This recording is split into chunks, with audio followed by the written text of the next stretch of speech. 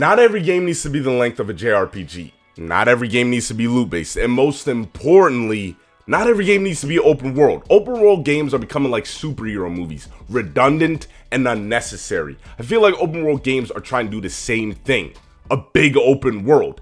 We don't love open world games because of just how big they are. It's what's in them. And I'm happy to see we're returning back to more linear games. This is why I'm really excited about this new game called WitchFire from the devs behind Painkiller and Bulletstorm. See, not every game needs to be open world. Yo, what's good? You already know I'm KenWal, and keep your eyes on WitchFire next year. This is a new FPS roguelite game from a new studio called The Astronauts. Even though I just said not every game needs to be open world, this game is a little different. They're doing it because it actually betters the game. Isn't that what every game dev says? True, but these guys are built a little bit differently than the rest. On their website, they have thoughtfully explained why they did this, how they did it, and how it makes the game better. If you made it this far into the video, then I'm sure that the gameplay in the background has got you interested into this game. So let's talk about everything you need to know about WitchFire. Before we begin, allow me to give you a friendly reminder to like this video, and if you end up enjoying it here at my channel, know that I keep you up to date with the latest open world game news and video essays where I go deeper into other gaming topics. Other links in the description box below. Thanks, crew. This dark fantasy FPS is being developed by The Astronauts, an independent Polish developer. The small company is composed of the founders of People Can Fly. You know, the same company that hasn't received their residuals from Square Enix. Where's my money? You gonna give me my money? Where's my money, man? I didn't like Outriders, but I could have sworn it was a big deal when it came out. I guess not. WitchFire was originally supposed to release at the end of this year in early access on PC, but we'll get into that later into the video.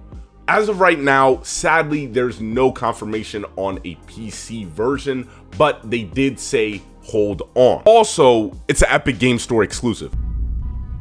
You can't keep getting away with it! In WitchFire, there's a war against witches, and in order to turn the tides, the church calls on pagan magic to create people called prayers, which are sinners turned witch hunters. Armed to the teeth with weapons and magical abilities, we will be battling these bitches. I mean, whoa, witches, to get to the Black Sea and take back an artifact in order to win the war. I love the fluidity of switching between the magical abilities and the gunplay. The combat looks like it has depth, and it will definitely take time to master it. What really got me on board with this game is its approach to loot. Yes, this game is a looter shooter, but it's also not a looter shooter. The video game industry could definitely benefit from a little bit more transparency, which is why I really appreciate this team for doing so. In response to the people who dislike the fact that this game is a looter shooter, they took the time to write a whole ass design document. This thing looked like This Week at Bungie post. They explained that this game is a looter shooter, yes, but what makes it different is that the loot is just a tool to help you get through the levels. The challenge is the core and the heart of WitchFire, not stockpiling all this loot.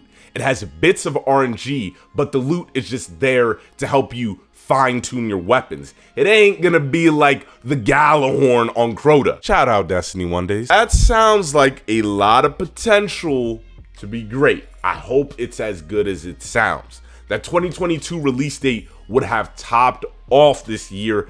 They just had to make it open world. Come on now, dawg. They again in a blog post detailed why they made the change, how it derailed the game, execution, and how it made the game better. First and foremost, WitchFire isn't fully open world. They just made it more open. Originally, the game was linear and had arenas that would block the player in until they won the fight. This felt too generic and limiting to the director. After a few arguments, the team decided to make the change, which delayed the game to early 2023. The game will still have arenas like a door that will lock the player in until they find a key or whatever, but now the world is fully explorable in almost any order. There needs to be a new approach to open world games. Big doesn't always mean it's better. I would like to see an open world game that's smaller, but they put a ton of detail into the world and we see what happens. This is what intrigues me to play Elden Ring in the near future, because I've heard they did a lot of new things to the open world genre. Not only does WitchFire look fire, all pun intended, but the design decisions have me really interested in why I'm not going to sleep on this game in 2023.